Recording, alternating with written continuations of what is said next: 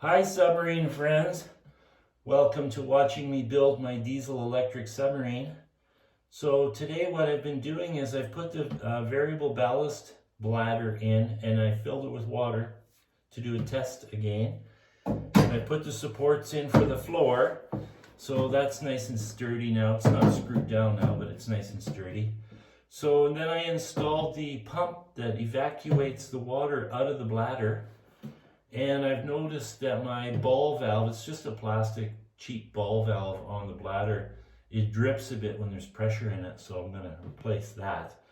But anyways, I'm working on the plumbing for the water leaving the hull after, so the pump pumps the water out. And normally it goes out a fitting I have welded in right here. And there's a check valve and there's a valve. So there's a ball valve first. Always a valve on any penetration. I know I say that in every video.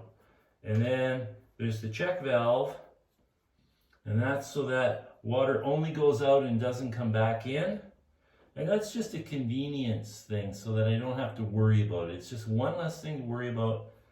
If this valve is open or closed, it doesn't matter because the water's not going to come back in because of the check valve. And we're only dealing with a 100-foot depth rating, so we're not talking about much pressure. But what I don't like, this is what I don't like, is the location of this discharge. It's pointing uphill a bit and it's below the water line. Now below the water line doesn't bother me at all. But what bothers me is the uphill.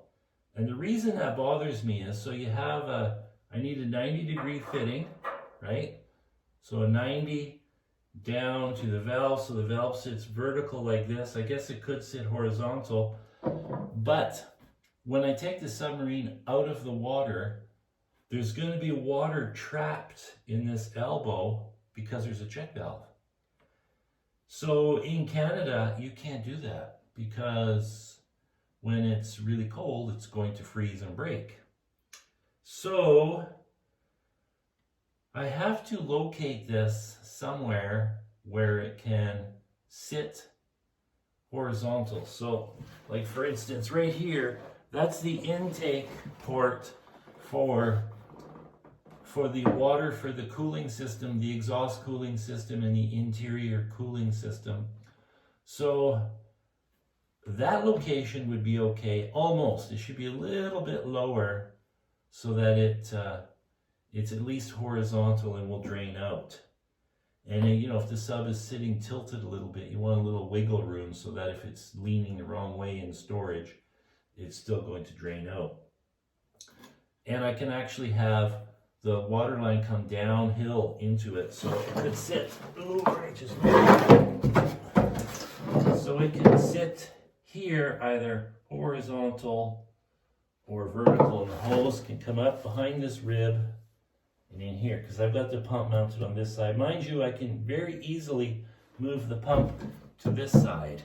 That's probably what I would do, and then come up through a hole here and in. But I think what I'll do is I'll drill a new hole below this one.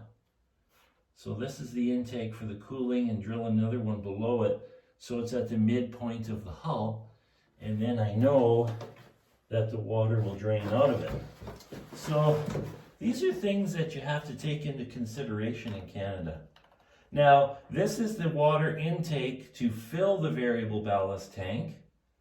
And this is another one for filling the tank, but I'm going to delete that. I'm just going to put a plug in it. I don't need it because now I'm using the bladder. So this one here, that one doesn't matter because there's no check valve. So when I open this valve, the water will just flow down into the ballast bladder.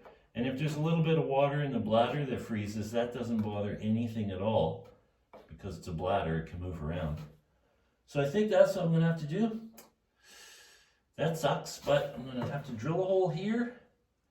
And then when I'm sitting in the pilot seat, I can reach it easily still. Not that I have to, because it's it only has to be turned off in an emergency, or unless I feel like turning it off, again because of the check valve. Probably will be shut off, because I have to shut this one off for the water coming in. But even if I forgot to shut this guy off, the whole system can handle the pressure. That's not true. Well, actually it is true. Yeah, it is true, because the exhaust manifold can handle that pressure. Because we're only talking about 40 psi, 42, 45, whatever it is. So it's not a lot of pressure. But anyways, not a good idea. You should always turn it off. But if I forget, it's not the end of the world, is what I'm saying. But I'm going to have a checklist, because this has so many things you have to do to dive. You have to have a checklist.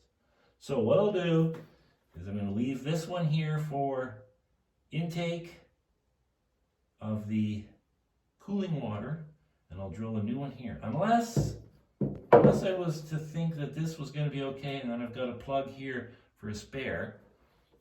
I'm going to give that a little thought. I think I'll go have a coffee and think about this. I should drill a new hole. Put it right there. I think that's what I'll do, because then I don't have to worry about it. Okay, that's what I'm going to do. Ciao for now.